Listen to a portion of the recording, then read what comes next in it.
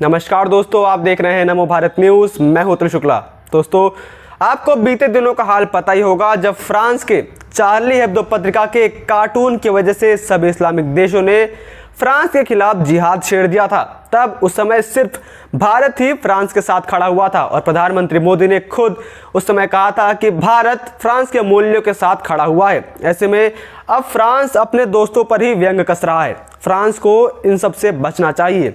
आप सबने Charlie Hebdo के बारे में तो सुना ही होगा। यह एक ऐसी व्यंग्य पत्रिका है जो शुरू से ही अपने विवादास्पद खबरों की वजह से चर्चा में बनी रहती है और इन्हीं विवादास्पद कार्टूनों की वजह से चार्ली हेब्दो के कई कार्टूनिस्ट ने अपनी जान भी गंवाई है। और यह बात भी सही है कि चार्ली हेब्दो शुरू से ही बिना किसी से डरे अपनी बातें सामने रखता हुआ आया है, लेकिन उसे जिस मामलों का ज्ञान ना हो उस पर शांत ही रहना चाहिए। और अब इस चार्ली हेब्दो ने भारतीय हिंदुओं को अपना निशाना बनाया है और उसके ऊपर उसने कार्टून छापे हैं, जिसकी वजह से सोशल मीडिया पर चार्ली हेब्दो का इस समय काफी बहिष्कार किया जा रहा है। तो कई बुद्धिजीवी लोग इसमें भी हिंदुओं को अपना टारगेट बनाने से पीछे नहीं हटे हैं। तो सबसे पहले मैं इन बुद्धिजीवियों का कुछ भ्रम दूर करूंगा, उसके बाद हम चार्ली हेब्दो के मुद्दे पर चलेंगे। उसके लिए आप यह वीडियो पूरा अंत तक जरूर देखिए और उसके साथ ही इस वीडियो को आप ज्यादा से ज्यादा शेयर भी कीजिए। उससे पहले आप यह समझ लीजिए कि आखिर यह चार्ली हेब्दो है क्या। फ्रांस में बेहद चर्चित साप्ताहिक व्यंग्य पत्रिका है चार्ली हेब्दो।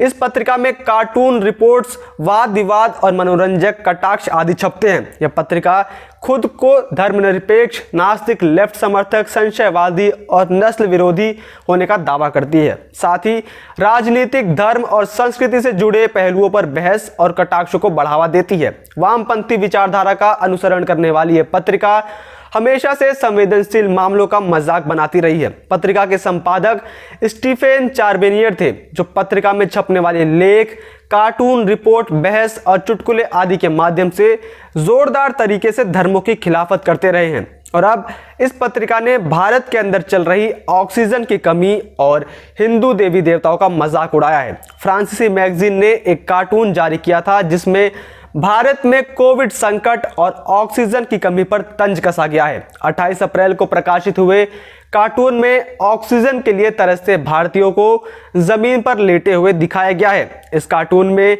हिंदू देवी देवताओं का भी मजाक उड़ाया गया है। कार्टून के कैप्शन में लिखा गया है कि 33 मिलियन देवी देवताओं पर एक भी ऑक्सीजन का उत्पादन करने में सक्षम नहीं है। जिसके बाद सबसे पहले इस मुद्दे पर लिबरल गिरोह सक्रिय हुआ और उसने हिंदुओं को अपना निशाना बनाते हुए ट्वीट किया। सुप्रीम कोर्ट के वकील ब्रजेश कलप्पा ने ट्वीट करते हुए लिखा कि जब चार्ली हेब्दो ने इस्लाम को गलत रोशनी में दिखाते हुए कार्टून बनाए थे, तब बीजेपी आईटी सेल ने जश्न मनाया था। अब क्या होगा? तो मैं ब्रजेश कलप्पा जी को बता दूं कि इनके कमजोर समुदाय की तरह हिंदू बिल्कुल भी नहीं है। हिंदुओं को उनका धर्म समाज के अंदर अशांति फैलाना नहीं सिखाता है और उसका जीता जागता उदाहरण उनके सामने है। 2015 हो या 2011 की तरह इनके खास समुदाय के लोगों की तरह हिंदू उनके ऑफिस पर आतंकी हमले करके बेगुनाहों की जान नहीं लेने वाले, बल्कि उल्टा हिंदुओं ने हमेशा शांति और समन्वय का उदाहरण पेश किया है और अब वो अभी भी वही देखने को मिल रहा है। भारत के अंदर किसी भी प्रकार की अशांति नहीं हुई है। प्रोटेस्ट के नाम पर कहीं भी दंगे आदि कुछ भी नहीं किए गए हैं। हिंदू अपना सोच समझ के इस मामले पर अपनी अपनी प्रतिक्रिया दे रहा है, ना कि पंचर पुत्रों की तरह पत्रिका में क्या लिखा है बिना कुछ पढ़े उनके ऑफिस पर हमले कर दो या फिर किसी की गर्दन सड़क पर उतार के रख दो। वहीं अब चलते हैं चार्ली हेब्दो की तरफ। चार्ली हेब्दो जिसके कार्टूनिस्ट फ्रांस से हैं। मुझे नहीं पता था कि फ्रांस में शिक्षा का स्तर इतना गिरा हुआ होगा। एक मिनट, शायद हो भी सकता है, क्योंकि फ्रांस के अंदर अब स्कूल से ज्यादा मदरसे जो होने वाले हैं और इस बात की चेतावनी तो वहां के सेना के प्रमुख भी दे रहे हैं। चार्ली हेब्दो अपने पत्रिका के लिए अनपढ़ और मूर्ख लोगों को ही भर्ती करते होंगे। यह भी हो सकता है कि जब इनके स्कूलों में शिक्षक पढ़ाई कराते होंगे तो यह कॉपी के पीछे कलम से सपाट लाइनें खींचते होंगे। जिस प्रकार से इन दोनों बातों में कोई तर्क नहीं है, उसी प्रकार से चार्ली हेब्दो के कार्टूनों में भी कोई तर्क नहीं होता है। इन्होंने हिंदू मान्यता पर कार्टून बनाया, कोई बात नहीं, हम आहत नहीं हुए हैं। उन्हें जो छापना है छापे, हमें उससे फर्क भी नहीं पड़ता है, क्योंकि मूर्ख से लड़ना ज्ञान के खिलाफ होता है। लेकिन इन्हें थोड़ी ज्ञान की बातें बता देनी बहुत ज़रूरी है।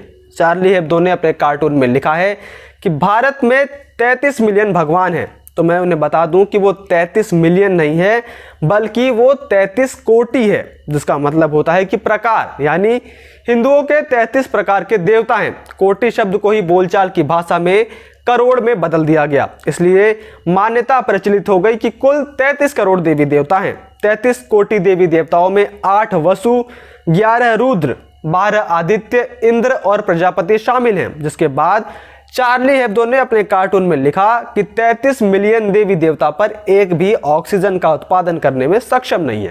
तो उन्हें यह बात भी बता दूं कि हमारे यहाँ ऑक्सीजन पैदा करने वाले भी देवता हैं, जिसे पीपल के नाम से जाना जाता है। अब जो भारत के लोग हैं उन्हें तो इस पेड़ के बारे में भली भांति पता होगा, लेकिन अब जो फ्रांस और विदेश में बैठे लोग हैं उन्हें तो इस पेड़ के बारे में कुछ भी पता नहीं होगा, क्योंकि पीपल भी कोई पेड़ होता है, क्योंकि यह सिर्फ भारत, इंडोनेशिया, पाकिस्तान, मतलब भारत के आसपास के देशों में ही यह पेड़ पाया जाता है और पूरी दुनिया में कहीं और नहीं पाया जाता। और खुद श्री कृष्ण ने भी भगवत गीता में खुद को पीपल का वृक्ष बताया है। स्कंद पुराण में वर्णित है कि पीपल के मूल में विष्णु, तने में केशव, शाखाओं में नारायण, पत्तों में श्रीहरि और फलों में सभी देवताओं के साथ अच्युत सदैव निवास करते हैं।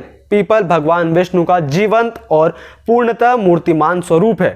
भगवान श्री कृष्ण कहते हैं, समस्त वृक्षों में मैं पीपल का वृक्ष हूं। अब समझिए कि इसके पीछे क्या कारण है। दरअसल हिंदू मान्यता के अनुसार पूरे धरती पर केवल पीपल ही एक ऐसा वृक्ष है जो हर समय प्राण वायु देता है। बाकी आप पूरी दुनिया में कहीं भी घूम ले, कोई और अद्भुत पेड़ आपको ऐसा नहीं मिलेगा। और इसलिए इस पेड़ को हिंदू मान्यता में बहुत महत्व दिया गया है और इसी वजह से हिंदू मान्यता के अनुसार इस पेड़ को काटना भी एक जघन्य अपराध है, जो इतना जटिल है हिंदुत्व और उनकी मान्यताएं, जिसे 4 किताबें पढ़कर नहीं समझा जा सकता। उसके लिए कितने वेद, उपनिषद आदि का अध्ययन करना पड़ता है, तब जाकर कई हिंदुत्व के बारे में थोड़ा ज्ञान होता है। और यह मूर्ख लोग अधूरी जानकारी के ऊपर कुछ 2 रुपए की टिप्पणी करके खुद को तुर्रम खास समझने लग जाते हैं, बल्कि ऐसा करके यह खुद अपनी मूर्खता का प्रदर्शन कर रहे होते हैं।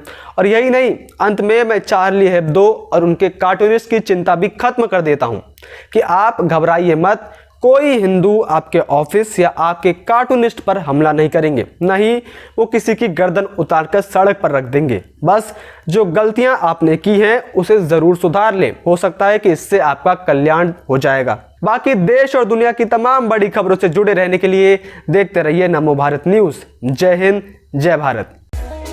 वीडियो को लाइक, सब्सक्राइब और शेयर करना ना भूलें।